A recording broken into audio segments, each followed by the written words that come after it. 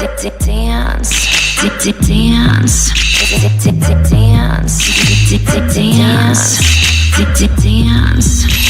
that look in my eye. You can see that look anytime soon. Ain't gonna stop anytime soon. Roll while I cry. Here we go again. I mean, this is here we go, and there's more. And there's more.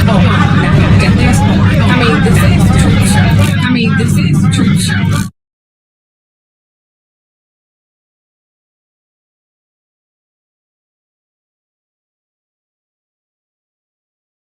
Please note that this is all alleged. I've never met any of these people. I've deeply researched all of my information. This is a trigger warning in this video. I may be talking about or showing sensitive material about some subjects or topics that may be disturbing or upsetting or may bring forth some troubling memories, as you read in the description or title. With that said, either in the video now or brace yourself. Aside from that, enjoy.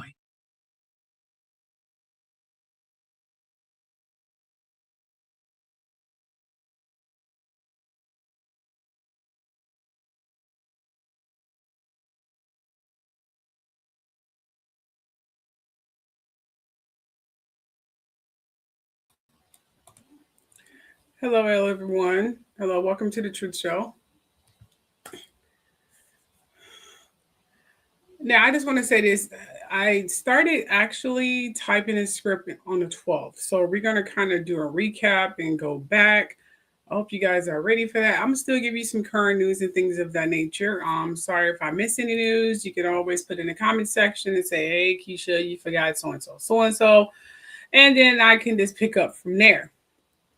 Make sure you hit the like button, okay? Now, today's headlines are loud, messy, and full of half-truths. And y'all know I don't do confusion. I do clarity. So let's break down what's really going on with Trump and Iran. I've heard that name pronounced in so many different freaking ways. Iran, whatever. So whatever name I use, just go with the flow, okay? Just want to point that out. Okay? So we're definitely going to talk about that. We're going to talk about Pam Bondi is suddenly claiming she's getting threats. I know you guys heard about that. That's kind of old news, but we're still going to talk about that still. And then we're going to talk about why Meghan Markle and Harry isn't showing their son and why the Jackson family is furious about the new biopic. Also, why isn't there any women in the Bible or in the book of Enoch? Oh, yeah, we're going deep today. And please don't hesitate to converse in the comment section. You guys can comment. Make sure you share. Definitely share. Share if you care. Not sure where I got that from, but definitely share. Okay. Let's start off with Trump's war. All right. Now, this is a big one, Trump and Iran. This situation is not new. It's a continuation of a long, complicated relationship between the U.S. and Iran. But the escalation we're seeing now, that's political theater mixed with real world consequences. Now, here's the truth.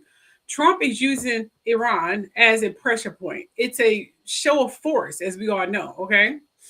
A distraction and a way to rally his base. I mean, let's be realistic here. But Iran is not a country you poke without expecting a response, because that's what he was expecting. But he's definitely getting his awakening and truth now. Now, this isn't, how you doing, Indra? Now, this isn't Twitter beef. This is geopolitics with nuclear implications. You see, here's the thing. And the part the media won't say out loud, both sides are performing for their audiences. You know what I'm saying? Both sides are signaling strength, and both sides know the world is watching. So when you see headlines screaming war, understand this is about power, perception, and positioning, not strategy, not democracy. It's positioning. You understand what I'm saying? Okay, so Trump is trying to show some muscle. He's trying to dominate. He's trying to be a bully, because that's what worked in his entire freaking life.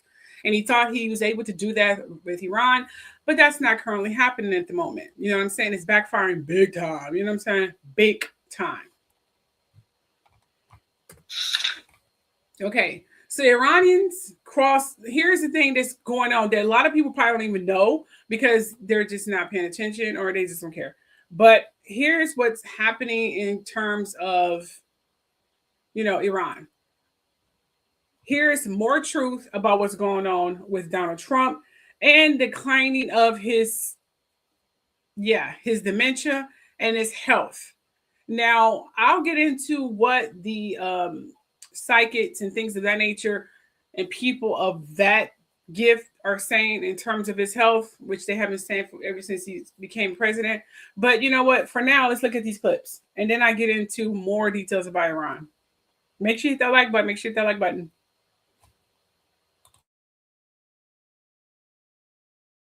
Just suggested that we shouldn't even be in Iran in a rare moment of truth for him. Now, this was last night on Air Force One, where Donald Trump was talking to reporters and was asked about other countries sending warships to the Strait of Hormuz. And during his pitch to other countries, he made this confession. And they should come and they should help us protect it. You could make the case that maybe we shouldn't even be there at all because we don't need it. We have a lot. Yeah, maybe we shouldn't even be there at all because we don't need it. There, Donald Trump is suggesting this whole thing isn't even necessary. And now it should be noted, he later went on to say, it's because we don't need that oil. We've got enough of our own, which also seems like an admission that the whole thing has been about oil. Donald Trump is struggling mightily to keep his story straight. What the reasons are for going into war with Iran and what the goals are. And in a moment of truth, he seems to suggest, we probably shouldn't even be there. And here we are now stuck in it, and he needs somebody to bail him out.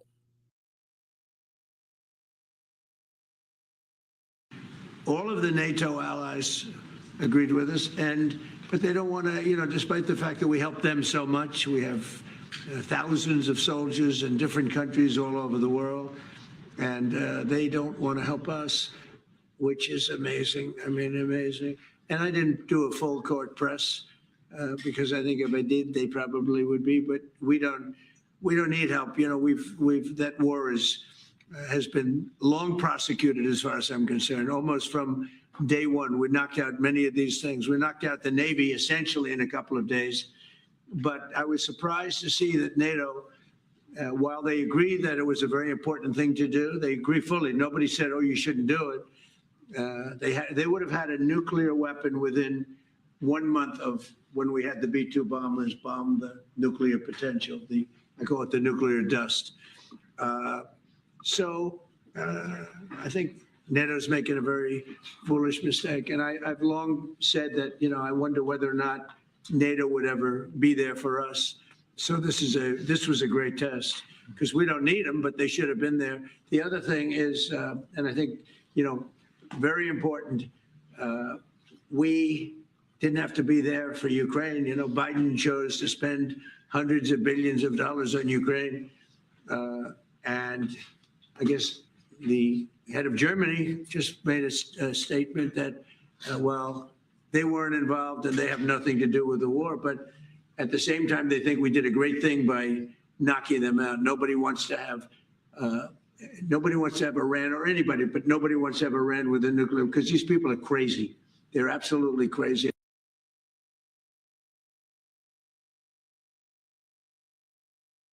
The president is dealing with the first major defection from his administration over his decision to go to war in Iran. Joe Kent, the director of the National Counterterrorism Center in the Office of the Director of National Intelligence, posted his resignation letter to President Trump online this morning saying, quote, "I cannot in good conscience support the ongoing war in Iran. Iran posed no imminent threat to our nation, and it is clear that we started this war due to pressure from Israel and its powerful American lobby." Kent went on to say that he believes high-ranking Israeli officials and influential members of the American media deployed a misinformation campaign, creating an echo chamber that deceived Trump into believing that there was a clear path to swift victory.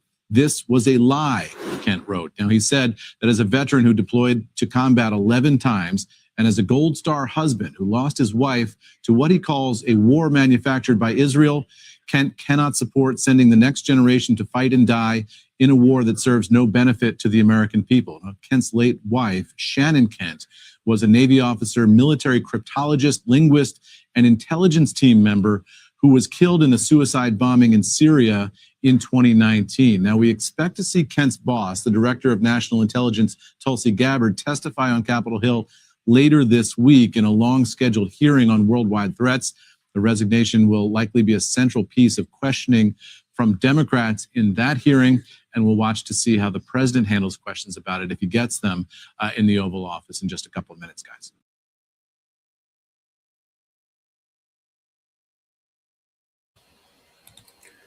All righty. Yeah, so you guys see that. Some of his camp is definitely falling out. Joe Kent is not the only person that's kind of stepping down in Donald Trump's camp. It's been kind of, a rude awakening for him, and I'm so glad it's happening. It needed to happen. It definitely needed to happen. I'm glad it's happening now. Okay. All right. So here's what's really shocking to me, and I just learned this literally yesterday. Just learned this yesterday. Apparently, Iranians crossed into the northern Iraq for cheaper food, internet, and work after border reopened. So they're crossing the border to live. This is what the Iranians are doing. Although the leaders are fighting each other and they, trying to save each other. Well, actually, Trump is not trying to. He's just trying to be a bully. Iranians, the Iran leader is trying to save his country, but Trump is not doing that. He's just doing it because he's a bully and he's just a sheep and a puppet to those who are, pro-war, so to speak. Okay.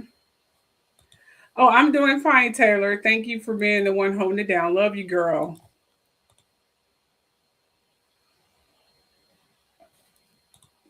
Andra. And same to you. Okay, make sure you guys share. Okay, so here is the tea right here, okay, about these Iranians crossing into the northern Iraq. They're crossing into Iraq. And it's crazy. Their countries are fighting against one another, but the Iranians are seeking solitude and nurturing in Iraq. Oh, yeah. So, ladies and gentlemen, today I want to talk about the real life struggles, okay, facing ordinary Iranians as war and economic hardship gripped their country for the first time since the conflict began. Dozens of Iranians crossing into the northern Iraq. Oh, yes. Looking for cheaper grocery, internet access, and a way to contact family to find work. These people, many of them, Iranian Kurds, they used to cross for trade and family visits, but now Iraq's Kurdish region is a lifeline for survival because, their countries are fighting against one another all the time. Can you imagine standing there? It'd be fucking hell. The war has caused constant airstrikes and sent food prices skyrocketing in Iran. Imagine not being able to make a simple phone call. Many Iranians now have to travel miles across the border just to get online, buy essentials like rice and cooking oil, and let their loved ones know they're okay or alive. One woman, for example, crossed just so she could call her family and bring back grocery for her kids. Oh, yes, it's terrible. Count your current situation. Count your beautiful life that you have right now. And thank the cosmos. Don't thank God because, he's a genocidal maniac. But thank your ancestors. Thank your struggle. Thank yourself for surviving, for having the luxuries that you have now, because many people will trade their lives for it, okay? I'm grateful for my situation. Do I want more? Yes, but I'm still grateful. Okay, so others are facing even tougher realities. Oh, yes. One elderly woman now left penniless after losing her son, a smuggler. Listen to this. A smuggler shot by Iranian soldiers. This is how bad it is. Walked across the border in the rain.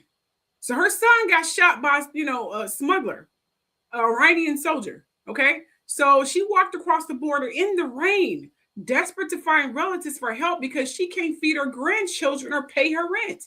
Now, she isn't alone. Many women and men travel for work, leaving their families behind so they can earn enough to survive. Meanwhile, we have these big freaking leaders fighting each other, and they're not even thinking about their people. They're thinking about themselves. They're not thinking like, all these people who are staying here, they're going to end up dealing with the ramifications and the outcome of this while I'm sitting in my little condos and mansion, guarded and stuff. They are the ones who's going to suffer because we have two freaking egotistical leaders fighting each other for selfish goddamn reasons. The war and these wars has to stop. This male dominancy need for war has to stop. There's other ways to get what you want without combat. I mean, this has to stop. Seriously, it's getting old, it's getting annoying and quite freaking stressful. Always war all the freaking time. So the constant bombing has made life dangerous, forcing people to leave their homes or live in fear. Iranian authorities targeted by airstrikes are hiding in cars, schools, and hospitals because their bases have been destroyed. This is what Trump did. This is what Trump and Israel are doing. This is what they're doing, killing innocent people, their livelihood and everything. And I'm telling you right now, Trump don't give two flying shits about any of that stuff. But yet he still have MAGA people worshiping him and saying he really cares about America. He don't care about America. If he cared about America, he would worry about our schooling, our oil, our grocery, our tariffs, our bridges, our roads, our ecosystem, environment. I can go on, but I think you all get the picture. So he's not worrying about that at all. He's worrying about that ballroom, lining up the billionaires' pockets and his pockets. Even though he's going to leave this world naked, he's not going to be able to take any of that with him. But, whatever. I haven't really leave either. So anyway, so here's more tragicness and reality of this whole horrific situation.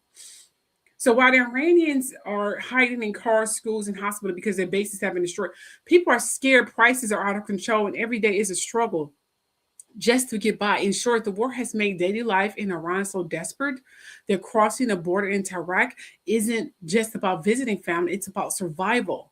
You have to go to your enemy, the ones who's trying to literally bomb the entire country that you probably grew up in. You have to go beg them for survival. Can you imagine being in that horrific situation?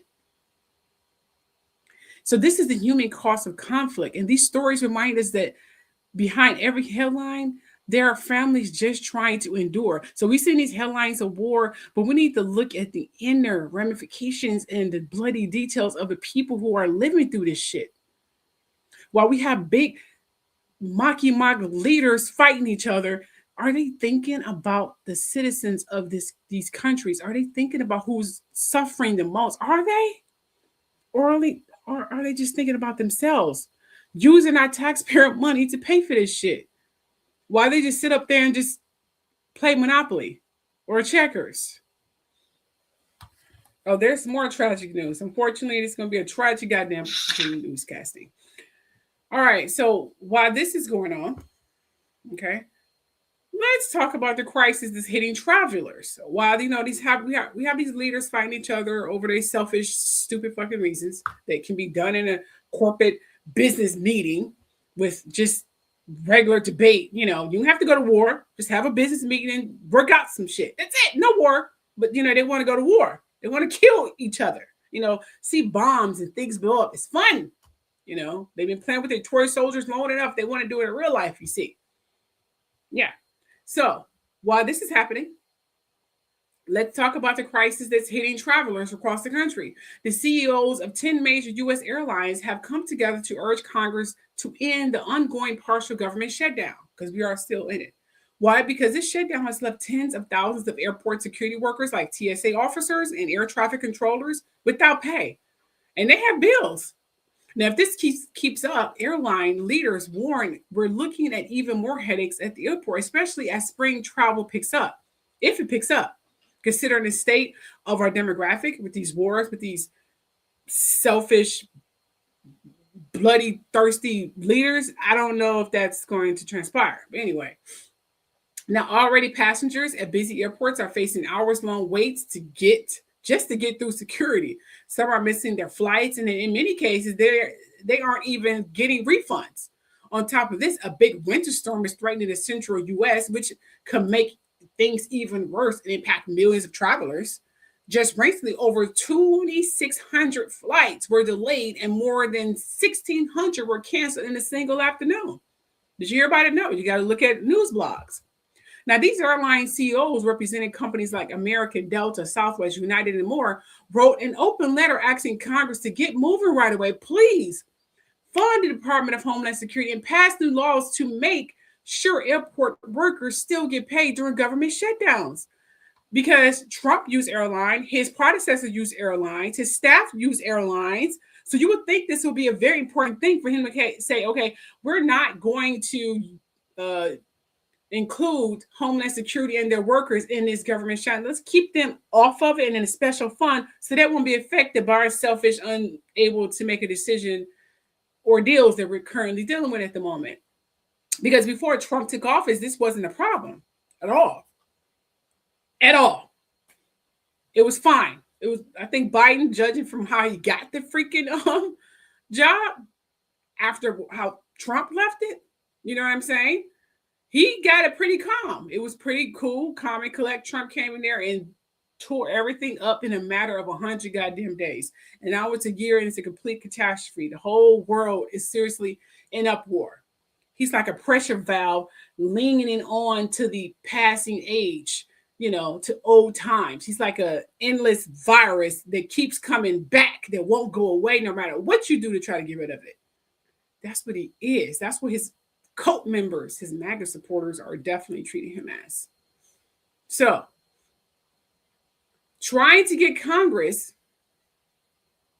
to make new laws to make sure airport workers still get paid during government shutdown, they called out 3 specific bills: the Aviation Funding Solvency Act, the Aviation Funding Stability Act, and the Keep American Flying Act, which is a beautiful vote for it. Put that in the atmosphere, my witches and my spiritual working people. But you religious people, don't pray to God because it will never get passed. He don't care about this. He likes his drama. This is really up his alley. Him and Trump are mirror images of one another. Seriously.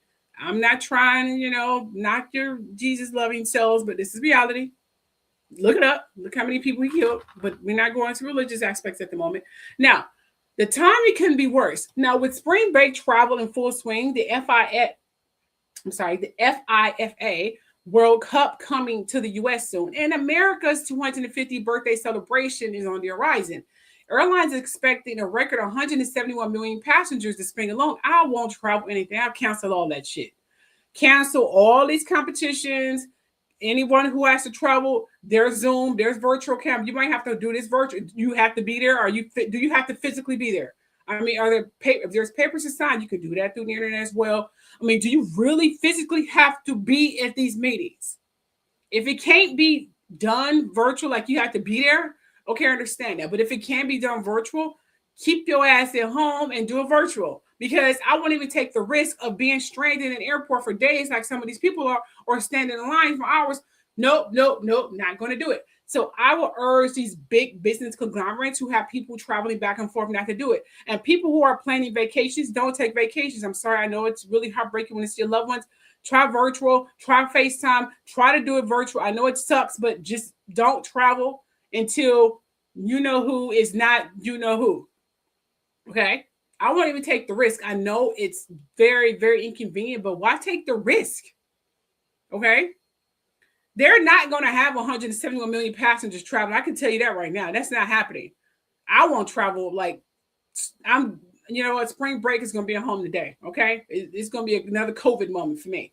So sadly, many TSA workers are already running out of money and struggling to pay their bills, and they're filing bankruptcy left and right. So bankruptcy attorneys are making big bank. This isn't the first time either workers face the same struggling during the last major shutdown. Yeah, it was a lot of bankruptcies filed. As the CEOs put it, Americans are tired of long lines, travel delays, and flight cancellations caused by shutdown after shutdown. Now, right now, air travel has become a more political football, and it's passengers and the workers who are paying, the price. But Trump don't think about that because he gets flown around and, the U.S. jet and airplane. He don't care. It's not bothering him at all. It don't affect him at all because he's a rich person who don't know how it feels to struggle, but he will. Now, to make matters worse, even the TSA's own apps and wait time trackers are down because of the shutdown, leaving passengers to search for updates on airport websites. In short, if Congress don't act soon, travel frustrations are only going to get worse for everyone. And you don't want to see that happen. You don't want to see that happen. Businesses will freaking struggle. We need our airline. We definitely need it. And this is getting so annoying. I cannot believe this is happening. I feel like we're in a nightmare that just won't freaking end. Seriously. It's annoying. And I'm still not done yet. I still got more bad news for you guys. I hope you are ready for it, because it's bad news after bad news after bad news, as it has been since that orange Cheeto has been president. So I'm going to go through this real quick. Seriously. This particular slide I'm going to go through real quick. Okay? So stay with me here and keep up. Now, a demand for, here's this news here. Okay? This is regarding this here. A demand for help opening Strait of Hormuz, Germany, Australia, and Japan say they won't be joining U.S. efforts, while the UK and France say they are willing to discuss options, meaning they're just trying to keep the peace and ask what's in it for them. So our predecessors, NATO, are not helping Trump, which I said they weren't in the first place, because I won't. They're not trying to put their citizens in harm's way for this fool. I won't. So he's pissed off at them. He's threatening them with everything he could. Not working, but you know how Trump is. Okay. Now, Trump is also, now that's what he's doing. Trump is threatening to not sign any laws that come to his desk, okay, unless they pass the Save the Vote Act, here's what the Save the Vote Act does. It gets rid of citizens from using their driver's license or state IDs to vote. Instead, we all need passports, which could cost a lot of money and sometimes hard to get. And most Americans don't have passports. Yes, the Republicans are trying to make it harder for regular demographic people to vote. Yes, they're once again trying to cheat the midterms. Yeah, that's what they're trying to do. Now, Trump was also caught lying about talking to former presidents about their approval of this war in Iran. He said, Clinton or some president said they were okay, and they applauded him on his war effort in Iran. Well, Clinton, Obama, and Biden denied such talks, meaning as usual, Trump lied, as he always does, because he's a pathological liar. Okay? That's what Trump is. He lied. And they called him out, and then every newscast in the world just blasting him for lying. Like, Trump did, and former President Biden, Clinton, and okay, all of them said, no, we did not speak to him. He is lying. They literally said that. Seriously, it was quite beautiful to watch. Okay, now Trump was also called, I'm not even done with the lying. He lied about a lot of things. He lied about speaking to foreign leaders about peace treaties. He said an Iranian leader was begging him for a peace treaty. He did not. Iranian leader didn't beg for any, because you killed his entire family. I think what he probably agree on is your head on a fucking stick, or something along those lines. I can guarantee this man is not trying to seek no peace treaty, especially with your ass after you killed his entire fucking family. Whatever. Okay, anyway. So Israel said Tuesday it killed two senior. This is what's happening here, as you can see here. Israel said Tuesday it killed two senior Iranian security officials in overnight strikes, in a major blow to the country's leadership. Iran, which did not immediately confirm either death, fired salvos of missiles and drones at its Gulf Arab neighbors, and Israel in a war that showed no signs of abating. Yeah, so bombs are being dropped all over the place in Iran. Yeah. So Israel and Iran is still fighting each other, and the soldiers are dying, and so on and so forth with that. Okay, White House Chief of Staff. This is White House Chief of Staff. You probably see her because she's always standing alongside Trump, and Trump looks at her every time he signs some goddamn bill or whatever, or some thing he's trying to bring into law or some shit like that. She's always there giving an approval, and pretty much the one of the voices behind Trump's decisions, believe it or not. You go back and you see her ass standing right next to him in the Oval Office giving approval to sign shit, and that's real. Evil ass woman. So White House Chief of Staff Susie Wiles diagnosed with breast cancer. Yes, the prime person that led Trump into a lot of evil, selfish crap, such as defunding the DOE, the Department of Education, and many others. Oh yes, there's videos of Trump asking Ms. Wiles' approval before signing something. Oh, I'm not done yet. It seems convenient that Cuba's It seems that convenient that Cuba's electric grid is out, and we know who's behind this, don't we? Who's been saying all over the news that they was trying to attack Cuba? Yeah, I don't know why this man is interested for. Never mind. So yes, John Bolton, who wanted to bomb Cuba and has long been one of the most aggressive foreign policy hawks in U.S. politics, earning a reputation for pushing military action over democracy. Okay, yes.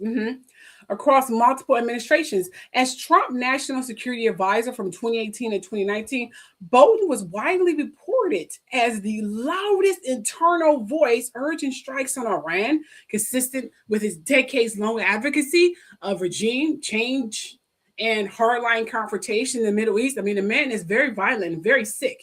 His hawkish worldview predates Trump. I mean, the man is stuck in medieval fucking times. I don't know why they haven't put him away or put him in jail for causing all this chaos and havoc, or took away his citizenship or something, or worked some legal arraignment to see if he's even a true fucking citizen. So this man has a hawkish worldview that predates Trump. Now, Bolton was a major proponent of the Iraq War. Yes. So he should be considered a terrorist, and has repeatedly argued for using force against governments he considered hostile, including Iran, North Korea, and Cuba. Now, analysts note that Bolton's influence contributed to Trump's world. I mean, this is real. So, contributed to Trump's world withdrawal of many deals, but we're going to talk about Iran, nuclear deal, and his public commentary. Now, he continued to pressure on Trump toward the military escalation, even after leaving the administration. So he was still in Trump's ear, telling him to do this, bomb here, bomb there, bomb there. And Trump, dumbass, did it. He tried to get the other presidents to do it, but it was like, no, why would we do that? It's stupid. I mean, it's not back in the day, we just bombing people for no reason. No, we're not doing that. You threaten us, and if it escalates to bombing, we may do that if we can't work out a deal without causing violence. That's where we were before Trump took office. Took us a long time to get to that point. Now, Bolton's career, as documented, this is facts, in his biography and public record, reflects a consistent pattern. He views democracy, I can't even speak, but you get what I'm saying.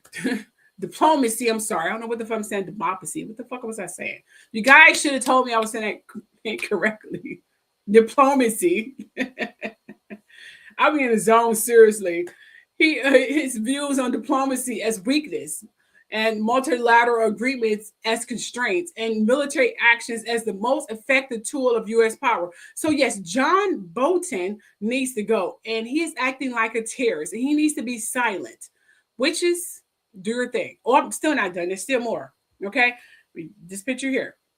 A federal judge in Boston has blocked key parts of Health Secretary Robert F. Jr.'s attempt to overhaul U.S. vaccine policies, including reducing the number of vaccines recommended for children, which I agree. The judge sided with major medical groups, stating that Kennedy's changes were made unlawfully and could harm public health by decreasing vaccination rates.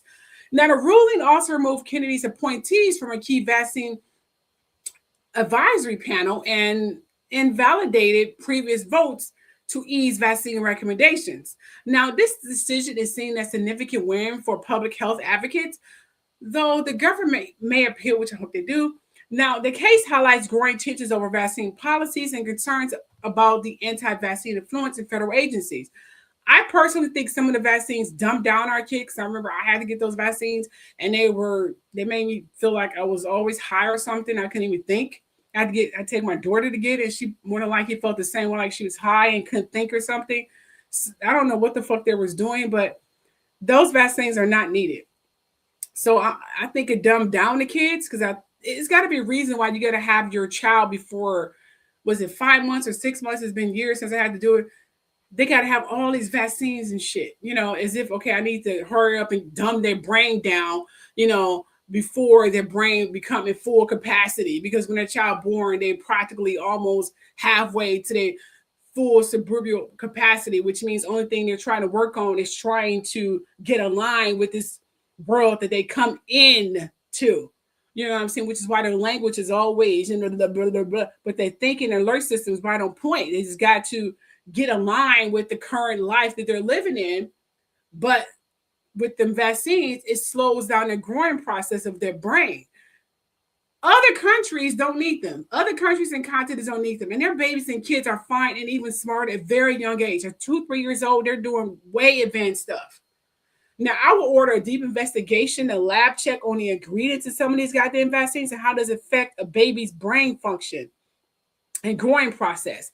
What is the long-term effects going down the line of these vaccines? When's the last time they checked it? And who ordered these vaccines? Let's find out who did that too. Get to the root cause. So when it comes to these vaccines, I'm on Robert F. Kennedy's side. I am. Okay? I'm just going to say I'm on the fence, but I'm just saying. I never like all those vaccines. There's some sinister behind them. Some of we need, but the gross amount that our babies need is ridiculous. So that definitely needs to be investigated. I'm with him with this. Seriously, I'm with him with this. Meanwhile, and this is going to be into the quick recap right quick. Hey, did you know that Iran supported the Black Lives Matter? Oh, yes, Iran. Yeah. You know, the country that Israel and the Trump, the dump is currently bombing and killing innocent people. Yeah. They actually supported Black Lives Matter. As you can see here, supported. Here's the post from the leader. Iranian students did a full rally with, African American solidarity. Oh, yes. They was really on the George Floyd movement and most Black people. They posted several tweets showing their support, even in 1979 kidnapping with that Ayatollah. Ordered the release of the 13 hostages, all women of African American color descent, claiming they were already oppressed people and therefore unlikely to be spies. So he let go all the colored and African American people during the kidnapping in 1979. That's what he did. Iran, the country and continent, country that Trump and Israel is currently bombing for selfish reasons. Oh, yes. So now let's shift from global to domestic chaos. Let's go ahead and shift a little bit. Yeah, let's shift a little bit here. But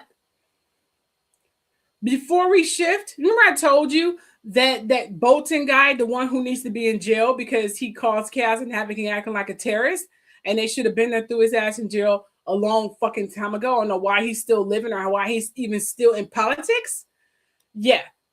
Remember he said he wanted to get Cuba too. He said he wanted to get Iran, but he also wanted to bomb Cuba. And there's actually video footage of him saying that on national television. This calls for investigation because not too long after, Cuba electric grid is completely out, and we know who's behind that, don't we? So we're no longer freedom and whatever you want to call it, even though technically some of us people of color don't know what the hell that means, but you get what I'm saying, okay? We're no longer that anymore. We are the terrorists and the bullies. That's what we are right now. Okay, no one likes us anymore. No one wants to come here. We're not the land of, oh my gosh, I need to go there and start a business, have a family, and live free. Yeah, there's going to be some racism and yada, but not as grotesque if we're going back 50, 60, 75 motherfucking years. No. We're not there anymore. Okay, well, we are going to get to the land of free and spiritual thinking and all this crap that's going on right now. I can guarantee you this time next year it will not be like that anymore. We'll be in a recovery process and we will be able to exhale. Now, however, remember I told you John Bolton wanted to get Cuba? Well, let's take a listen to this. This is not a coincidence. I can guarantee you he is behind Cuba's electricity being out. He is behind this. And if I was Homeland Security or whoever is supposed to be behind this investigation, I would definitely be looking at emails, call logs from John Bolton and his little homeboys and see, was he behind this whole thing here? Because this caused for him to get arrested. Take a look. Cuba's electricity grid has now completely collapsed. Hold up, wait a minute. Let me start over. Cuba's electricity grid has now completely collapsed. The whole island is out of power after the US effectively starved it of fuel. So no fuel means no electricity, it means no water, unless you can afford to buy it very expensively from the black market. And there are now reports that even that is a struggle. So this is the first national outage. There have been local outages before, which have kept the island going. But when the whole system goes down, it's much harder to get back up and running again. So this is becoming critical. So not having electricity has been an inconvenience perhaps, but now it could very quickly turn into a humanitarian crisis if the hospitals can't operate, if the emergency services can't get about, not to mention what's happening in schools and homes. So President Trump is the only person who can solve this by allowing oil to get to the island again. They had relied on oil from Venezuela, but Trump effectively cut that off. It's just not very clear what Trump wants from Cuba to allow this stranglehold in the island effectively to be released.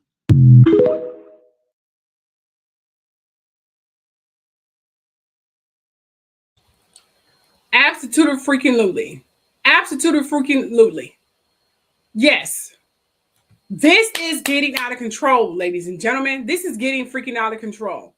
Now let's shift from global conflict to domestic chaos. Let's talk about someone who just loved being in the news. Let's talk about the evil incarnating himself into a woman.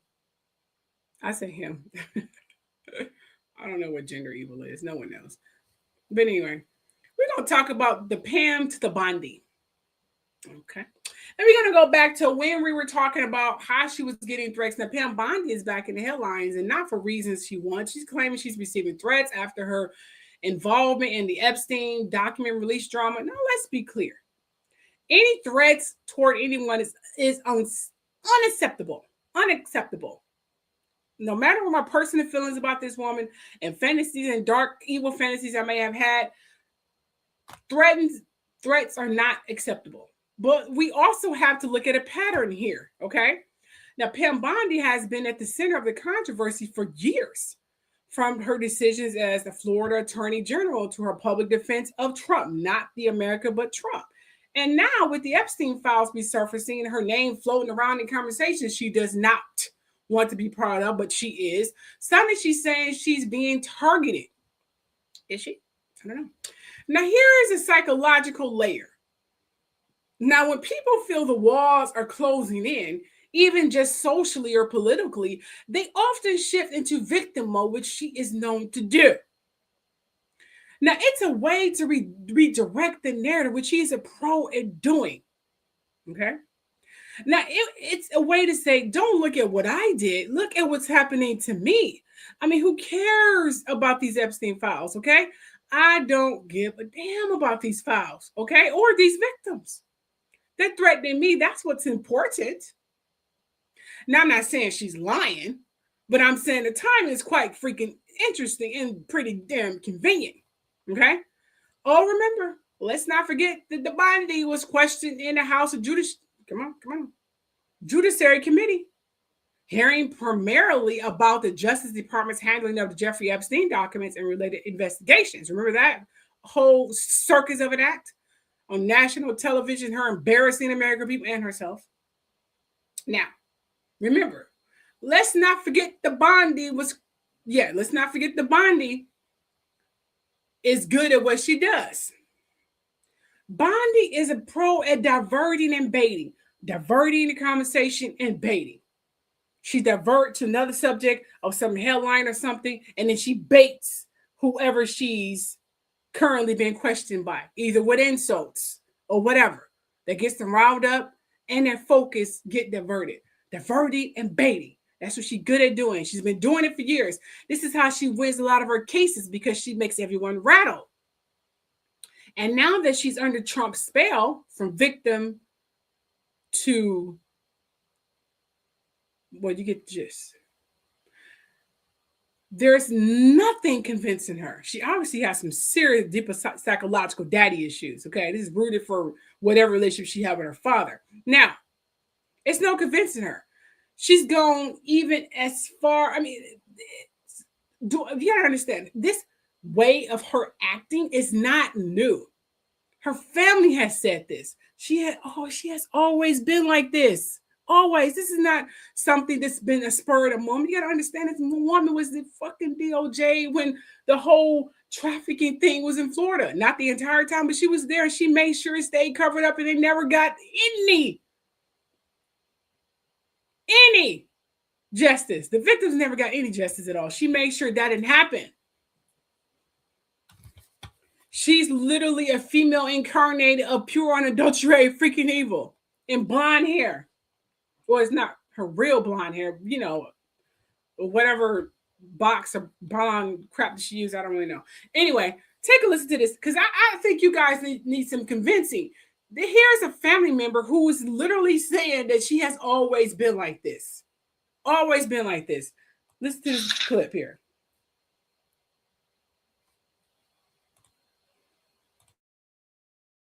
Aunt Pam Bondi's my aunt, and if you're wondering, yes, she's always been like this.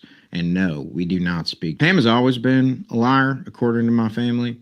Apparently, when she failed her bar exam for the 19th time, she showed up to court and tried to use her safe serve bartender certification to defend her second cousin and boyfriend from his third DUI. When Pam was in college, she tried to use her SNAP food stamp card. A bar, she painted it black with a Sharpie and tried to say it was an Amex black card and that she was Paris Hilton. When the bartender told her that she wouldn't even make it as a Hooters girl, Aunt Pam got thrown out and then apparently bought a bottle of Thunderbird, came back sloppy, and tried to quote Julia Roberts from Pretty Woman, but she ended up falling over. But apparently Aunt Pam has been like this since she was a kid. Story goes that Aunt Pam used to run around Tampa saying, I'm going to be just like our hometown hero, Hulk Hogan. Blonde, rich, and racist. And boy, do I love the fact that his first initials both start with H. H, Hulk Hogan. This is just satire. Pam Bondi is not my aunt, but God, is she awful. So if you like me roasting awful people, be sure to follow along.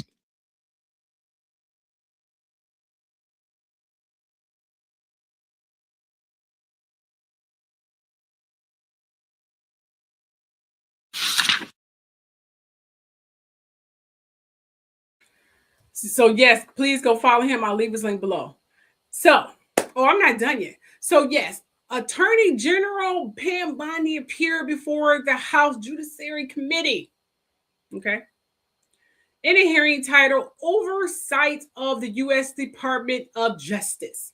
But the session quickly centered on the release and redaction of documents related to convicted sex offender Jeffrey Epstein. Now, Democrats criticized Bondi for allegedly orchestrating a cover-up, heavily redacting names of an individual implicated in the file because she don't care about the victims. She only cover up for the pedos, you see, the pedos and the criminals. You know, people like her. I don't know if she's a pedo or anything, but she's damn sure a fucking criminal. So that's what she's for. You know, that's what she is. She don't work for the good people. She work for the evil people. Okay? That's what she is. That's what she's going to be, and that's what she's always been. Even incarnated herself. A woman in fake blonde hair. She made blonde women look so evil, and I know they're not. Anyway, so she definitely redacted names of individuals implicated in the files while failing to protect the identities of Epstein because she want people to go after them because she don't care. Some of the women who were presented at the hearing, as we know. Now, Bondi defended the Justice Department's action, stating there were pending investigations. There is no pending investigations, and emphasizes her career-long commitment to fighting sexual abuse. She did not do that. She actually got abusers off, but whatever. Anyway, the hearing become more contentious, I should have said, okay, with multiple shouting matches between Bondi and Democratic lawmakers, including Jasmine Crockett, Ted Lieu, Pramila Jayapal, over the Department of Transparency and Treatment of Survivors, which you guys more than likely saw. Now, Democrats pressed her to apologize to the victims of the DOJ's failure to fully redact sensitive information, but Bondi declined to even look at them. Instead, criticizing the lawmakers and defending her handling of the files, like, how dare you even insult me for what I did? And why you asking me to look at these fucking victims? I don't care about them. That's literally what she said in so many actions. Now, the hearing also touched briefly on other DOJ matters, such as recent killings by federal immigration agents, but the Epstein files remained the primary focus. Bondi's performance was seen as both a defense of the Department actions and a public alignment with former President Donald Trump, who she praised during the proceedings and always continued to praise. So remember, Pam Bondi is not for the American people. She's for herself. Now, I know this is probably tracking back, but just look at a little bit more of this because I think you guys need to see the actions on what she's going to portray in the upcoming hearing of the House. Okay? Remember, she divert and bait. Divert and bait. That's what you always do. If they are able to get her from doing that, which she has been doing for years, they got her in. Now, try to break Bondi. I don't know if she has an Aquarius in her. Good luck with that. But she has no feelings. She don't care. She really don't care. It's not, okay, she's putting up a good act. No, she's put up a good act. You could eventually break her. That means act is acting. It's not real, which means your real emotions underneath it. But if you don't have any emotions, it's not acting. That's who the fuck you are. And you don't even see a bit of emotions even in her eyes. She really don't care. So listen to this. The world is Oh, hold on just a moment. Ron, I get it. We have to pay attention to that, but we also have to pay attention to what else is going on in the country. Today, Pam Bondi testified for a budget hearing. Aside from her saying about 50 times that she's a career prosecutor, I want to show you this part specifically about what she says about prosecuting people and what Representative Dean says. Here's how it went. We will charge you if you spit on a law enforcement officer. If you loot under the Hobbs Act, that is a robbery, and we will charge you with robbery. We are going after the maximum penalty federally for anyone who touches a federal agent, and we are also going to protect our state and local law enforcement agencies and officers. They jeopardize their lives every single day to keep us safe, and we are going to do everything in our power to fight for them. Sounds good, right? Till you think about January 6th. Enter Representative Dean. I just wonder, sincerely wonder, do you hear how hollow your last words sound in light of the pardon of all of the January 6th people, day one of this administration? I believe you're sincere. You want to protect law enforcement, but your principal, the president, pardoned every single one on January 6th. It rings hollow when you say these words, that if you spit on a police officer, we're going to go after you. Talk to my friends who are Capitol Police officers who were here, 5 of whom are no longer here. They are dead. And this administration, and I guess I want to ask you, did you have any advice for the president when he came forward with the blanket pardon on January 20th? What advice did you offer the president? I am never going to talk about conversations, advice you asked in any way. Were you asked I'm for never advice? going to talk about discussions I've had or Because have not had. you'll I can remember- answer with the president of the United Yes or no? States. Did you give him any advice? Yes or no? I am not going to discuss any conversations That's a that no. I have had with it. And And just put your words in own my word- mouth. I am not going to No, I'm discuss. going to reveal your own words. I am Just not a moment. going to Please stop. discuss Please stop. This is conversations my that I've time. had with the president of the United States. Attorney You asked me a General, question. I would like to reclaim and the you last asked 20 me to seconds. answer. I have asked to reclaim my time. Please put 20 seconds back on the clock. You have an extra 30. If the general, She answered and then answered it again and answered it again with a non-answer. I ask for your consideration If the of putting time gentlelady on. will let the witness answer the question, we will. She proceed. answered it by saying no. Okay. The 3 hallmarks of this administration are incompetence, corruption, and cruelty. I'm going to focus today on corruption. And in my mind, there are 2 types of corruption: personal, and then the other I'm going to call public, governmental. Attorney General, have you ever been registered as an agent of a foreign principal under the Foreign Agents Registration Act? I assume you're talking about when I represented the country of Qatar for a very short time. The Hold answer is on. yes. No, Hold excuse on. me. No. No. For anti-human trafficking for the World Cup. Anti-human trafficking or for the no? World Cup. You Attorney can't General. put words in my mouth. No. You want to talk about incompetence? You're the one that said Joe Biden on PBS was competent. You had to retract those. Remember I told you she baits? You're seeing it. I told you she divert and bait. Divert and bait. Whether it's diverting the conversation and avoiding the question or baiting. This is her strategy. It has always been her strategy. Pay attention and learn and spread the word. I hope they already know this already, but you get the gist. And it's kind of low. This video is low. I had it high, so you might have to turn your phones up or TV up or whatever. But it's not me. It's the video. Those words. Mr. Don't Chairman. talk to me. Don't insult me publicly. This is so discourteous. This is so outside the committee's guidelines. taking a personal shot at me while swiping at Biden? Very strange and very unprofessional of you. The answer is yes or no, and the answer is yes. You were registered as a lobbyist for Qatar. Is that correct? Yes. Never mind. Don't answer. Did you disclose that when you went before for the Senate for confirmation? Yes or no?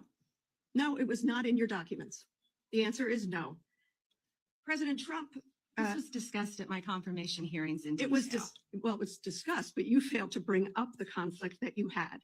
President Trump recently announced he'd accept that $400 million Qatar airplane because it was just prettier than the one he was flying around in. Is it true that you gave advice that this was legally permissible? Yes or no? I will not discuss any advice that my Office of Legal Counsel gives to the President of the United States on any matter. When you spoke before the Senate, you said you would ask for ethical advice. Did you recuse yourself from that issue? And talking about unprofessional, you say the president wanted a jet because it's pretty. Excuse Come me. on, this is a Senate. This is He a said it himself. congressional hearing. He said it himself. Let me go to April the 2nd. You're a part of this. You know, the president has dabbled in meme coin. He had the DOJ disband the National Cryptocurrency Enforcement Team. His son recently launched the Executive Branch Club, a private club with $500,000 memberships here in DC. Any of this seem like it might be a problem, might be profiteering from the office, and maybe you and your ethics team might be concerned about these conflicts of interest, your own and the president and his family? Yes or no? Any concerns? What I would be concerned about in Pennsylvania are all the child sex cases that we've prosecuted, all the CCM cases that we've prosecuted. Did you hear in my question? Pennsylvania. I That's asked what the I would witness be to concerned actually about. answer questions that are asked. Congresswoman Dean. Chairman, Please let the witness answer the question. she didn't. And I would like to ask you one more question. You're not just complicit in this, you're actively helping and profiting. Isn't it true that on April the 2nd, the same day that Trump announced his chaotic tariff regime that plummeted the stock market, you sold more than $1 million worth of your shares in Trump Media stock? Trump Media stock fell 13% in the following days. Seems you avoided that loss. Well done. I yield back. Just to be clear, the United States Attorney General, who was a lobbyist for Qatar, filibustered the entire hearing. She even refused to give her personal opinion on whether or not the pardoned J6ers were pardoned indefinitely because of some J6ers being arrested with illegal guns. They're claiming that they've been pardoned. So this shouldn't count. This is what we're dealing with. We all have to pay attention to everything going on in this country. Domestically now, we've seen lawmakers late today vote to subpoena the Attorney General for the way her department has handled the Jeffrey Epstein investigation. You saw a handful of Republicans, right, so people in the president's own party, joining Democrats on the House Oversight Committee to vote to bring Pam Bondi in, including Nancy Mace, the congresswoman on the Republican side. Watch this. I have a lot more questions, and I don't expect to be talking about the stock market. So she better not bring those notes when she comes to the Oversight Committee. That's a reference to the previous questioning that Bondi went through just some weeks ago in front of a different House committee on this very thing, where you see here survivors of Jeffrey Epstein's abuse stood. They were in the audience. They were wearing shirts that talked about releasing the files. Let me bring in Ryan Nobles, who's live for us on Capitol Hill. So this is interesting. This is a real sort of shot across the bow to the White House, the Department of Justice, that they're subpoenaing now Pam Bondi. Ryan. Yeah, and it's really born out of a sense of frustration from the members of. And it pretty much goes on from there. So we already are seeing, in summary, I'm just going to say it in summary and move it on. The hearing was a high-profile congressional session scrutinizing how the Justice Department managed the release of the Epstein-related documents, the protection of victims' identities, and ongoing investigations, with Bondi defending her record and sharp criticism from Democratic lawmakers. So she just, diverted and baited. She avoided questions and things of that nature and praising Trump so she can keep her job, because all she has to do is praise him, praise her Lord and Savior, and she keep the job, and he'll keep her just for praising him alone, because that's what he likes. He likes people praising him. You praise him, he'll, Give you a nod. If you start fucking up his name, he'll let you go. And he won't think twice about it because he's a selfish, narcissistic shithead. But anyway, now let's move from politics to world news because something isn't right about this. Okay, so we're talking about world news here. Okay. Now, for this segment, I will be going back in time a little bit to Valentine's Day. And I learned is rooted in bloody sacrifices and church manipulations. But anyway, that's a whole nother video. Meghan and Harry shared a beautiful picture of their daughter Lilibet and with Meghan, and then Harry. It was gorgeous. It was a beautiful picture, as you can see here. Harry and Meghan, Meghan, picking flowers with her daughter, her beautiful red hair, and then Harry holding the daughter, and it was balloons there, but I cut it out. And this is when they were at Disneyland, I believe. Old pictures, not all on Valentine's Day, but I'm just trying to give you a gist of her daughter. There's water. Okay. However, then later I see another picture of the beautiful Meghan and Elizabeth sitting on a rock, and I should have put that on here, sitting on a rock together in front of the ocean. Love it, love it, love it, love it. But there's always someone missing from these photos. Now, this is an old photo. This is not a recent photo. This is an old photo. There's always someone missing from these photos, and it's giving me some Beyonce and Jay-Z Sir energy. Now, stay with me here, because it seems that Meghan and Harry, and maybe I missed a few posts. I don't know. Let me know below if I have. But it seems that McGarry, that's Meghan and Harry's name together, it seems that they're showing more pictures of Lilibet and less pictures of Archie. Why? Why is that? Why? I don't know. Why they're not showing Archie? Is it because Lilibet has long red hair and looks more like her Caucasian father and more than likely approved by the royal family and the media? Okay, especially the royal views from the royal family from the UK, I should have said. But I had done some digging. I'd done some digging a long time ago. And I've done some digging in genealogy they have. And as I researched, it's part albino. So yes, part albino. And I'm sure in her gene is in every Black person's gene, which is the roots of Prince Harry, Princess Diana, grandparents. And with the bloodline of King Charles, who is also descendants of Queen Charlotte, who was a redhead albino, believe it or not, although later they painted her Caucasian, but I digress. You see, this is why Lilibet, Harry, and Diana's hair are so reddish blonde. This is also why, even in the desert, this man was in the desert fighting war while in combat and in hot-ass California. He has never got a damn tan or look remotely like a freaking lobster. That is because he is part albino, because albinos cannot tan. Also, albinos could only be produced from a Black or African gene. Now, it could be born through any woman with a reproduction system, okay, to carry it. But it is created with some bloodline from a Black and African gene. Yeah, this is why true reddish blonde heads don't get tans and are extremely pale. Hell, some of them may not even realize it. Also, true albinos are white or redheads don't age like most Caucasians. Okay. Now, with that being said, and I believe I thoroughly explained it now, I still don't see why we haven't seen Archie lately. Does he look more like Meghan? His hair is it darker and and curly like Meghan's real hair? I don't know. Or does he look more like a mixed person?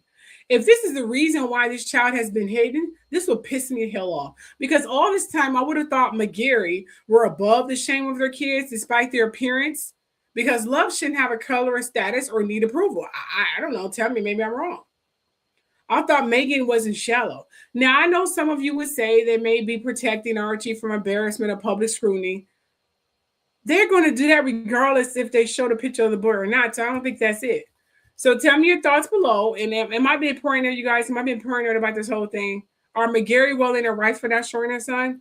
Just tell me below. Tell me if I'm seriously just reading too much into this. Let me know below, because all I know is they've been praising the hell out of this girl. She's a gorgeous girl, yes, but we have not seen any pictures of Archie, and it's quite puzzling. I just want to point that out. Now let's move on from politics to celeb gossip. Okay, now we're going to talk about the Jackson family. So the Jackson family has officially made it known they do not like the new biopic. They hate it. Yeah, they say they hate it. And honestly, I'm not surprised. The Jacksons have spent decades fighting over their image, their legacy, and Michael Jackson's story, as it's been told. Every time Hollywood touches their name, it becomes a battle between creative interpretations and family truth. Now, here's the deeper layer. Now, biopics are never just movies, they're myths making, they're legacy shaping, okay? They decide how future generations remember someone. And the Jacksons know that. So when they say they hate the biopic, what they're really saying, you were writing our story without us. And that's a wound that goes back generations, from Joe Jackson's control to the media obsession with Michael. Now, this isn't about the movie, it's about ownership of the narrative. Now that we're on the subject about narratives, let's talk, because I'm moving fast here. I want to be in a long ass fucking show. Let's move on to Tyler Perry's latest celeb. Latest chess moves. Okay, now here's what's going on with Tyler Perry. BET is officially saying goodbye, and Tyler Perry is unloading his ownership in the platform. Paramount Skydance is shutting down the standalone streaming service and folding its catalog into Paramount Plus starting in June of 2026. As a part of the move, Paramount has purchased Tyler Perry Studios' minority stake in BET's Plus, which the filmmaker secured through a 2019 production deal. Now, financial deals were not disclosed, but Perry previously held a 25% ownership stake in the service. Yes, she did. Now, BET launched in September 2019, just before Viacom merged with CBS to form Paramount Global. Now, the platform quickly became a hub for original series, movies, and classic programming centered on Black storytelling and so on. Now, subscribers were able to pay $5.99 per month with ads or $9.99 without ads. I don't know how much I'll pay. Anyway, let me just keep moving on here. For access to more than 1,000 hours of content. However, Paramount now plans to consolidate that library under its flagship streamer. Now, as a part of the evolution, Paramount acquired Tyler Perry Studios' equity stake, in BET Plus. A Paramount representative said in a statement, "We share the ambition to expand the reach of BET content, and Tyler will continue to be a valued and important partner through its overall programming agreement." BET President Louis Carr also addressed staff in the memo, explaining the strategy behind the shift. Now, it says beginning in June, they are expanding their reach by making Paramount Plus the new home for BET content. So BET is going to move on to Paramount now. So you're going to see a lot of Tyler Perry movies there. So this powerful next step ensures the stories, they champion, yada, yada, yada. So just to sum it up, Tyler Perry has partnered up with Paramount. He pretty much combined BET with Paramount, so you're going to see a lot of his movies on Paramount now, not just on BET and Prime and pretty much every motherfucking where. It's now going to be on Paramount now. So you're going to see a whole bunch of flood of his movies and TV shows and plays and blah, blah, blah. That's pretty much what it is. So that is a huge development, and it's really a historical move for a Black man to do this. So he's breaking barriers and making a lot of historical moves. So congratulations, Tyler Perry. I'm so proud of him. Really, I am. Congratulations. All right, now let's move on to brain food here. And this is where it gets really, really deep. Now, pay attention here.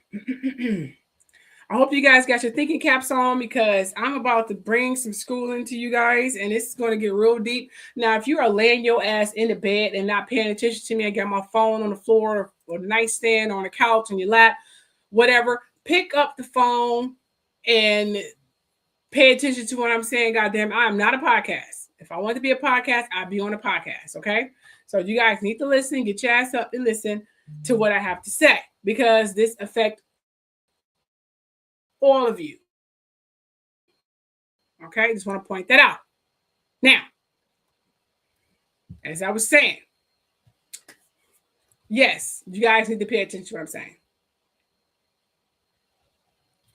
Now, because today's brain food is about something I see over and over again, because we need to talk about this. Okay? In politics, in celebrity culture, because we're going to talk about the victim mask, how people use threats to shift the narrative. Because we are seeing it with Pam Bondi and so many others, okay? I see this over and over again in politics, celebrity culture, and relationship and workplace everywhere. It's called the victim mask. And here's what it means. When people feel the walls closing in, Trump does it all the time. whether it's socially, politically, or emotionally, they don't always take accountability. Some people switch into a different mode, a survival mode, a narrative control mode. They put on the victim mask. Now, let me break it down clean. The victim mask is when someone says, don't look at what I did, look at what's happening to me. It's a psychological shield. It's a distraction technique. It's a way to flip the spotlight. And the time is always interesting. It usually shows up when their name is something they don't want it to be in. Now, the public is asking questions or asking accountability or knocking whatever crazy crap that you did, kind of like what they're doing with Trump and Pam Bondi, or the truth is getting too close. So you know what they do? So suddenly they're in danger now. They're the one in danger. So they're the one they're feeling are being attacked. So they're the one who needs protection now. Kind of like what's happening with Pam Bondi. Like, at least that's what she's claiming. And listen, real threats are real. Real danger is real. But the pattern is that's not what I'm talking about. Because the victim mask is not about safety. It's about control. It's about shifting the emotional energy of the room and off them. It's about making people feel sorry for you instead of questioning you. You know, some people go to that as a default when they feel guilty. It's about turning scrutiny into sympathy. A lot of people do it all the time. Your husband may do it, your partner may do it. Where you say, why you do so-and-so, so-and-so? He said, I can't believe you're making me feel this way. Why are you point blaming me and accusing me of these things? I thought you trusted me. This is what the relationship is going to be about. So you feel bad for even questioning him. That's once again your partner defaulting to the victim mode. Okay. And here's a deeper layer. The victim mask works because humans are wired to respond to distress. We're wired to protect, some of us anyway. Pam Bondi, obviously not. She protect the evil people. We're wired to comfort. We're wired to pass judgment when someone says they're in danger. Your mind, if you are an empathetic person and have some more compass of integrity of a human decency, you automatically like have to protect this person. Some people don't. Bondi, no. Unless it's evil, she'll protect you. If it's not evil, she don't give two flying fucks. Now, we're wired to pause judgment when someone says they're in danger. So the victim mask hijacks that instinct. It says, if you feel bad for me, you won't look too closely at the situation. So some people do this when they're guilty. And that's why you have to stay sharp, because not every cry for help is cry for help. Sometimes it's a cry for control. That is first part of brain food. So stay aware. Here's why I want to end it with this first part of brain food, because there's a second part of brain food that I'm going to actually discuss, and it gets very deep. Stay aware, stay grounded, and don't let the victim mask fool you, okay? Because it definitely will, okay? So now let's diversify away from the victim claim. Let's talk about how the Book of Enoch and historical documents systematically erase and minimize and demonize women and goddesses, because this is very important. Ladies, y'all actually should really be paying attention to this, seriously. Okay, because this has been going on, and it seemed to be a trend now where they are literally erasing women prints in biblical texts, historical texts, everywhere. It's like women goddesses are not even existing at all. We're there for a barrier for making babies. That's literally how they make you feel. So across the book Enoch and ancient Near Eastern history, you see the same goddamn pattern. Women are removed from stories. Goddesses are downgraded into idols. Female powers demonized. We're evil people. We always cause conflict. History don't say that, but whatever. Even in the TV series Lucifer, he made his mom the evil person, the one behind plagues and shit. She was the evil person. I did notice that, even though I love the TV series, but I did notice that. Female wisdom is punished. Like, if woman who's smart, she has to be put to death or decapitated, like they did to, the queens and stuff in the UK. Female divinity is erased. Now, this isn't a coincidence. It's a cultural editing. This is something that's been going on. Maybe not in the grotesque and severity of the past, but it's definitely still going on. So the Book of Enoch, as afterthoughts or punishments, the Book of Enoch is one of the clearest examples of how female figures are minimized. Women appear only as objects in the Watcher's story. The Watchers, the fallen angels, I mean, take women as wives. I mean, they take human women as wives, but the women themselves are barely described. We only hear them as wives or barrier for children or whatever evil crap they need to concoct, like eating the apple, convincing Adam to eat the apple. If they need the evil person to take place, they say a woman did it. Their voices is missing, their perspective is deleted, their fate is described as an afterthought with prostitutes and shit, you know. In the first Enoch 19:2, the woman, here's what the women who made it with the angels are transformed into mythic beings, sirens, and the Greek manuscripts, creatures associated with seduction. Think about that.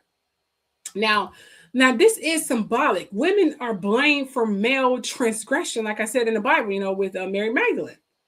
Women became the problem, not the angels who broke divine law. They became the problem for having a voice, like they said with Lilith before Eve, apparently. Even the manuscript disagreed on their fate.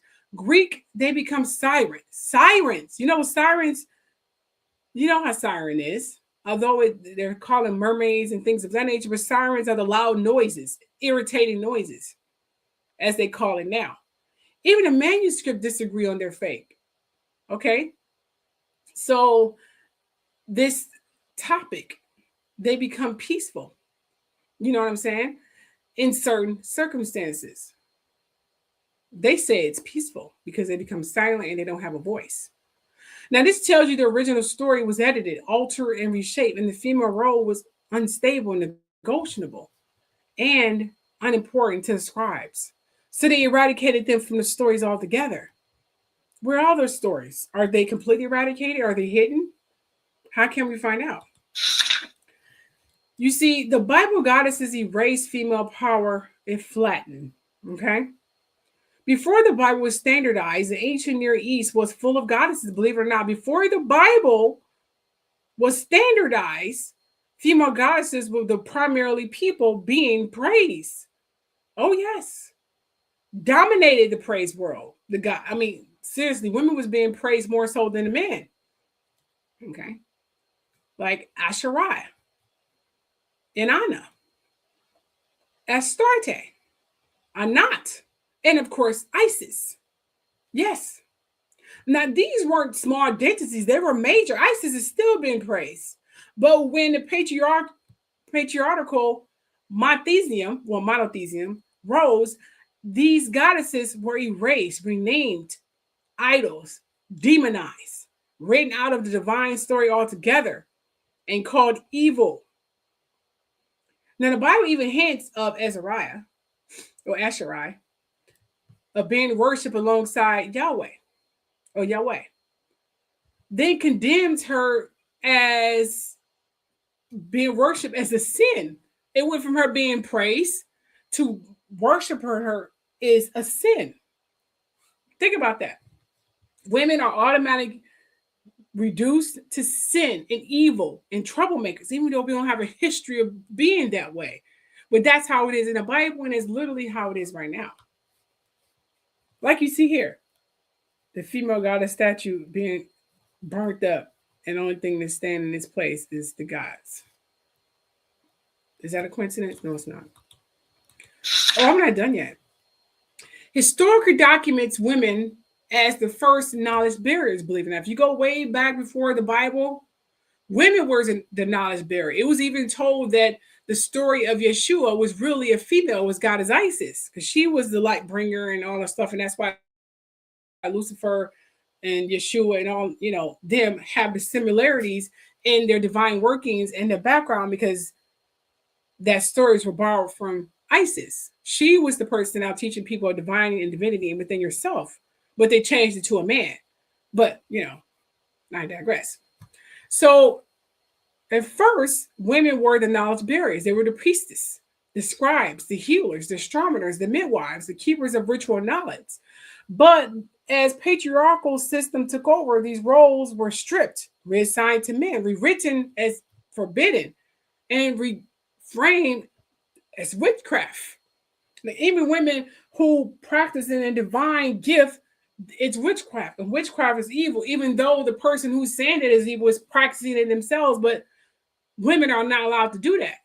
Even in Halloween, women were only elected to be a few characters, a witch, a prostitute, or something along those lines. That's it. Not a judge, a teacher, a goddess, just something evil and nasty. Now, the Book of Enoch even blames women for receiving forbidden knowledge from the Watchers. So the Book of Enoch was definitely added to pretty much primarily praise man. It was made, I mean, the stories themselves are original, but the person who reclaimed it and put it in the book that we read now definitely edited out the women. Definitely. Okay. So yes, Book of Enoch blames women for receiving forbidden knowledge from the Watchers, cosmetic adornment, astrology, and frames it as corruption. That was in the Book of Enoch.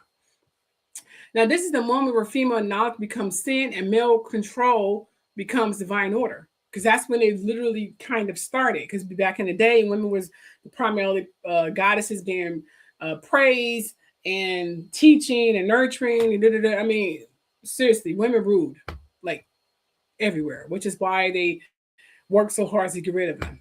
Okay. Okay, so why the erasure happened? Because if you remove the feminine from divine, men become the only voice of God. Goddesses don't exist. Men become the only interpreters of law. Men become the only holders of power. Women become dependent on male authority. This is not spirituality. This is social engineering. So if you only have men being the divine order of goddesses and nurturer of both motherly and fatherly, then you have no need for a woman, even though without a woman, there will be no civilization, there will be no humankind. But a man managed to convince people that women are needed, but we are needed. Without us, there would be no existence. And that's in all forms of life. But the Book of Enoch was banned for a reason. The Book of Enoch was excluded from the Bible because it contained too much angelical rebellion, which is the truth. Too much cosmic knowledge, which is also the truth. Too much divine complexity, even though it took out the women. Too much material that didn't fit the new patriarchal order, but also because it preserved older mythic structures where divine was not strictly male, because they did talk about some female entities and powerful entities in the Book of Enoch. It wasn't solely just on male divinity. Okay, not so grotesque like in the freaking Bible where women are just not praised at all. So removing Enoch flattened the cosmology into a male-only hierarchy, which is what we're trying to move away from now. Okay. Now, the core truth for your brain food segment here. Here's the line that will hit your art. And here's the line that I want you guys to really hit in your home, in your brain, my females. If you erase the feminine from divine, you erase the feminine from humanity, and then pretend life can continue without us. That's the nonsense that needs to be exposed. You cannot erase feminine from divine because feminine is divine. Bearing life is divine. You can't pretend it didn't exist because it does exist. Okay? So let's talk about the timeline here. Okay? When did it actually start? Okay, well, let's go back here. We're going to go back thousands of years. We're going to go back to 3000 to 1200 BCE. That's before Christ. All right, we're going to talk about Inanna, Ishtar, who rules love, war, and justice. Oh, yes. And kingship. We're going to talk about Azra or Asherah, who is worshipped as the consort of high god, Il. The priestess hold political and spiritual authority. Women are scribes, astronomers, healers, and ritual leaders. This is pre-biblical era, before biblical times. Then we're moving on to the rise of the patriarchal, the monotheism, okay? The male-only priesthood emerged. Yahweh worship rises among Hebrew tribes. Asherah poles are destroyed. Goddesses worship is criminalized. They hated women. Women was being too good at what they did. They had to go. Female prophets appear but are memonized or erased in later edits. So if a woman couldn't be erased, then make her evil or a prostitute or convincing a man to do something. Women rose shit from public to domestic. Like your job is to shadow and support your men only. You don't supposed to have a voice. You just stand there and look pretty. The divine becomes male. The feminine becomes idolatry or sin. Yeah, and then we enter in the early biblical editing, which is 600 to 400 BCE. The Old Testament is compiled and redacted, heavily redacted. Stories are rewritten to center male lineage. Eve becomes the origin of sin, not wisdom. Female identities are erased and demonized. Women appear mainly as wives, mothers, or warnings and shit. The feminine is rewritten as dangerous, deceptive, or secondary. It don't exist. Hell, they even got so far and cocky and arrogant and stupid and said men, they created humankind in our image. Who is the our?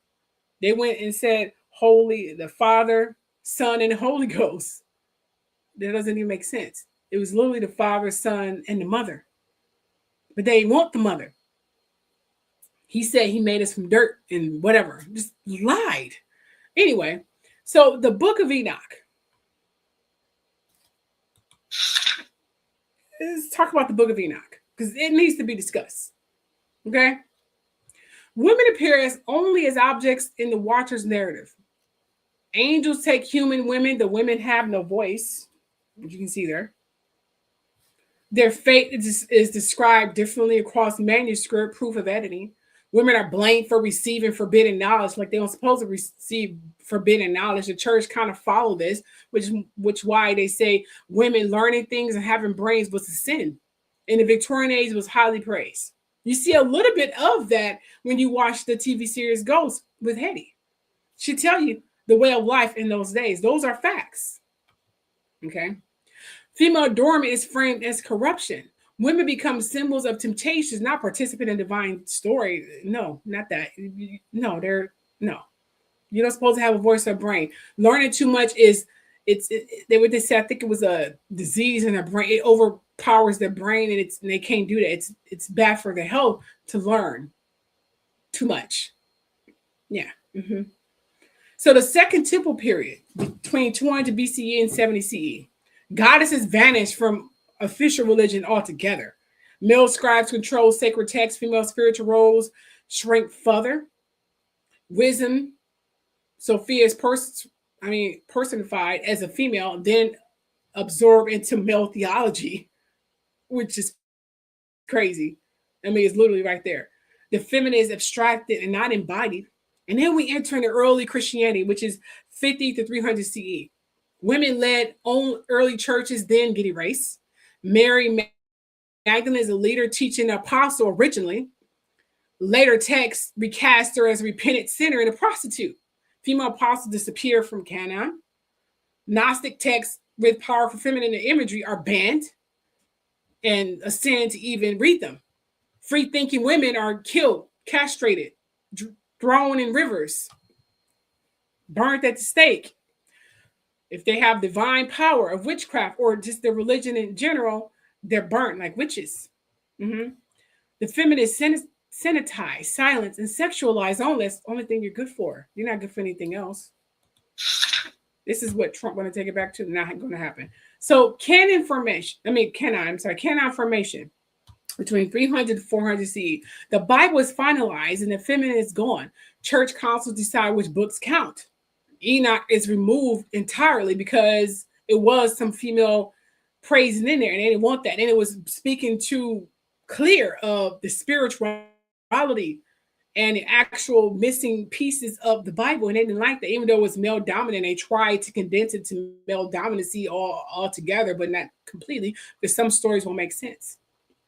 Now, female-centered texts are excluded. God becomes exclusively male in language and imagery, and that's it.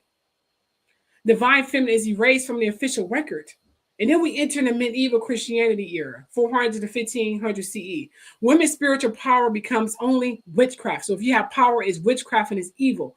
Midwives, healers, and herbalists are persecuted. Female knowledge becomes criminal. Goddesses' symbols are demonized. Women are barred from leadership. Hence why Jasmine Crockett couldn't even be a Senate. They couldn't even elect. Well, we know the elections was rigged, but you get what I'm saying. They can't even elect Kamala Harris or Hillary Clinton because we have these older people sticking to an old regime. Leading this regime is their cult leader, Trump, like a fucking pressure valve that needs to be removed. A constant virus that can't be eradicated or erased, even with penicillin. It's going to have to be surgically removed. So, women's spiritual power becomes witchcraft, which is crazy. Now, let's move up a little bit. The feminine becomes a threat to be controlled. Now, the pattern continues in subtle ways when you enter the modern era, such as now, 1500 to present. Women are still framed as helpers, okay? Not leaders, just helpers. Feminine divinity is absent from mainstream theology. Ancient goddesses are completely dismissed as myth and not history, or just, recasted as men. Women's spiritual authority is questioned and minimized. The erasure becomes tradition now. Like, God can't be a woman. Like, are you crazy? I think I just saw an episode actually on, forgot the name. The episode that parlayed from Sheldon. I forgot the episode and I just got through watching it. But anyways, she was doing a newscasting and it was with the pastor of the church and they're trying to broadcast the church, trying to get people to come to church and the little fair they had going on to raise money and stuff like that. He said, what God gave us is beautiful, rather, isn't it good? Paraphrase. She said, or she. She's like, we don't know if God is a female. And he was like, well, the Bible says it's a man, so it's he. She said, or she. And her career got lynched. She got hateful notes, both for male and women. She lost her job. Well, she quit her job, but she was going to lose it anyway, just for claiming a woman. She said, well, it said in our image, we bear the life, we bear the fruit. It won't be no life without us. So how can a man? And she was laying down some facts. And I was like, wow. We are in those current times right now, although this TV series is supposed to be depicted from the 90s or the early 2000s. Oh, yeah. I forgot the name of the damn TV series, seriously, and I just watched it. It's crazy. Now, before I close, although there is a video that I would like for you guys to see, and I thought it was in there. I really want you guys to see it because she laid out some law. It was beautiful. You guys got to see this video. I have to show this video. I got to show the video. It was too good. Let me see if I can put it up right quick. Do I have it? Please tell me I have it on here. Yep, I sure do. I have the video. I'm going to put the video up. Just give me a moment, okay, you guys? Just a moment. Let's give you a little ocean music here. There we go. Bam, bam, bam.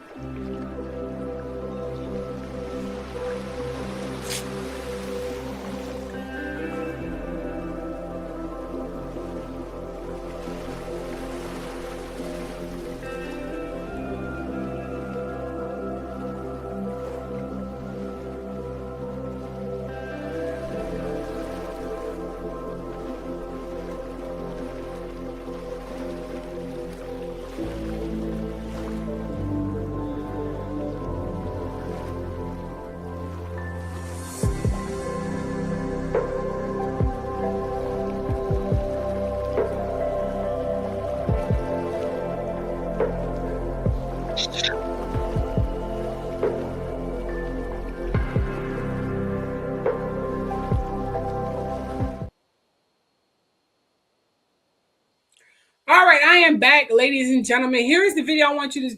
This girl, woo, she laid down some facts. I was like, preach, preach, preach, preach, preach. We need to start learning about our female goddesses. We need to learn about female leaders. I have been producing videos. I'm going to start just doing them because I do love my men. I do love my men. I love what they did to this country, the ones who contribute in a positive manner and not evil. I love you. I love you. I love you. Thank you so much. But we need to learn about females as well. Okay? Thank you for your... You never mind. Here, take a listen to this, you guys. The oven doesn't make the meal. The chef does. Right? I just saw this. And this was in response to women claiming that they are the creators in this place and questioning why God has been framed as male when the people who create in this realm are women, right? And I just want to point out one thing before I get into my tirade. The Bible says we were made in God's image. So if we're made in God's image, if I believe the Bible, right? But just to people who do, if I'm listening to the Bible and we were made in God's image and women are the ones who create life, what does that mean, you guys? Men, you're very logical. Let's follow the logic. Yeah, let's follow the logic. If we were made in God's image and women are the ones who create, but then women aren't the ones who create, right? That's where you're going to go next. We're just the oven. We're just a tool of creation, which then puts creation in the hands of men because God is the father, right? So men are who are actually creating. So let me ask you something. If you take a bunch of raw materials, right? You want to make enchiladas. You take the tortillas, you take the chicken, you take the enchilada sauce, you take the cheese, you take it all, and you stick it in the oven. You just stick each thing in the oven. Will you have enchiladas at the end? No. You won't have enchiladas. So then the ingredients don't actually create anything. And all that men provide is one ingredient, the fertilizer. And yet they think they have a right to stake the claim of all of creation. They provide one ingredient and they think that makes them the chef. Someone else in the comments said that we don't actually create children because the creation is gifted from God. I don't have to assemble a gift. I don't have to source the materials for a gift. That's not what I have to do. That's not a gift, okay? That's a way to diminish women's contribution in creation. And I'm gonna tell y'all something. I want you to look around in the world. This is what happens when you disrespect your creators, when you put them underfoot and you seek to control them and abuse them. This is exactly what happens, okay? It doesn't work. A society that doesn't value their creation, their creators, won't care for its creation, and it's doomed to fail. This is what we're seeing right now. As I'm talking about this, I want you guys to understand something really plain. This is fucking absurd that we're even having this conversation. Like, this is stupid. Women are the obvious creators.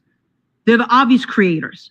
My response to that man and his comment was, I'll tell you who absolutely didn't create the meal: the supermarket that housed one ingredient.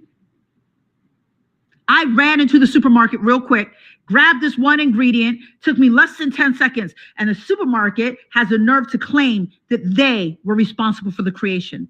And let me make something clear. It is a vital ingredient, absolutely. So is water, so is air. Does water or air have claim to my creation? I want you guys to think about how crazy it would be that if I went to an art store and I got my paint from an art store, I came back, I had all the other like raw materials for painting. I painted that painting, and the person at the art store, because I brought the paint from him, said he's the actual person who created the painting. We would understand that as absurd, right? Because the alchemy is what led to the creation, and the alchemy doesn't happen absent the woman. The woman provides everything else that's essential. Everything else, right? Everything. Her body, her literal life force. And men keep trying to reduce us as just the oven. We are the whole fucking kitchen, and we're the chef, sweetheart. You've misunderstood. You are one ingredient on a shelf, and the market is full of your ingredients. Full of your ingredients. Like, I really want you to understand that the shelves are full, and you want to pretend that you created anything. You didn't create anything. You didn't create. And I think this is a stupid conversation. We need to dead this. Obviously, the women are the creators here. That is scientific. That's spiritual. That's common sense. That's just basic understanding. And I want you guys to understand how ridiculous this conversation is. And if we're having this ridiculous conversation about who the creators are, what else has been so distorted that we simply can't see the truth of it? Like, we're so far from the truth. We have been propagating the lie for so long that we treat the lie as a legitimate thing that we need to evaluate. It's stupid. There isn't a human born, living, walking ever in existence that didn't come through the body of a woman. We literally channel the souls. We birth it through our gate. Do you know that our cervix, I've done the math, right? I have the motion calculus to look at the motion of words. Cervix and divine match exactly. Womb and sun match exactly. We have a sun inside of us that gestates life. We birthed it through our divine gate, and men have the nerve to call themselves the creator. I'm so tired of this conversation. It's stupid. It's stupid. Obviously, we're the creators. See, what we're actually having a conversation about is your requirement to respect your creator, because you're the one who placed the creator above all, right? Men did that. Men said God, the Father, is the creator, and they're above all.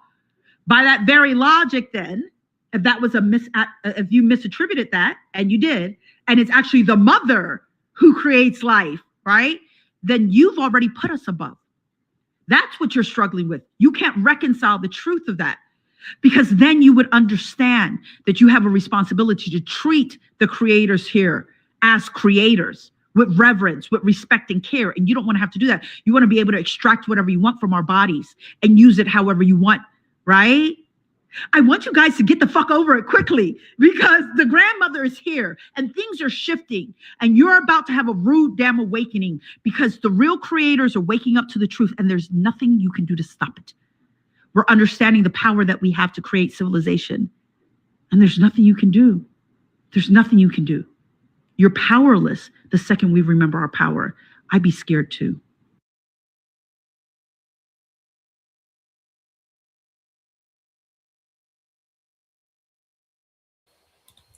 Beautiful. I'm gonna put her handle down at the bottom as well. Beautiful. I have to give her a serious freaking love, because that was beautiful. Yes, she needs that. Absolutely freaking literally. Hell freaking yes. And a goddamn salute. Yes. Absolutely freaking literally. And let's give her some applause. Yes. Now, as I was saying, when you erase the feminine from the divine, you erase the feminine from humanity, and then pretend life can continue without us. Okay? That's seriously not even psychologically or scientific true. It's stupid. And it's dumb. And for years during the Pisces year, we believed that stupid shit, even though we kind of didn't believe it. We have to believe it. You know what I mean? Every ancient culture knows the truth. Life doesn't begin without women. Civilization doesn't survive without women. And the divine doesn't function without the feminine. A lot of men, they can't get along with just themselves. They'll tell you. And the divine doesn't function without feminine. So when the Bible, the Book of Enoch, and centuries of historical documents remove women, erase goddesses, and silence feminine power, that's not spirituality. That's editing. And the fact that we're still here, still rising, still remember, that's the part they couldn't erase. They're trying to erase us. They're trying to kill us. They're trying to silence us. They're trying to do everything in their possible power to dim our light, because they're afraid that if we do it, we may do it better without violence. Women don't like result in fighting. Fighting is the last result. We have other ways to get what we want than trying to beat the hell out of each other. No one try to get their face scratched up or anything of the nature. I mean, no, not doing that. So today we covered wars, threats, Hollywood drama, 3 different worlds, some pattern, power, control. Yeah. And I just want to close it here. I mean, look, whether it's Trump, Iran, Pam Bondi shifting the spotlight, or the Jacksons fighting for the legacy of Tyler Perry, breaking historical records, it all comes down to who gets to tell the story. And y'all know I'm here to make sure the story is told clearly, honesty, and with layman and ways which you can understand and without the noise. I'm Keisha, and it has been a very, very, very wonderful time. And that is the clarity for today. Let's talk again soon. And don't forget to hit that like button, subscribe. And y'all have a wonderful night. Bye.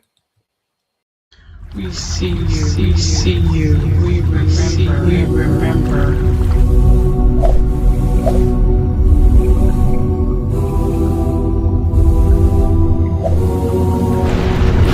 I am the storm. I am the silence. I am the truth unveiled.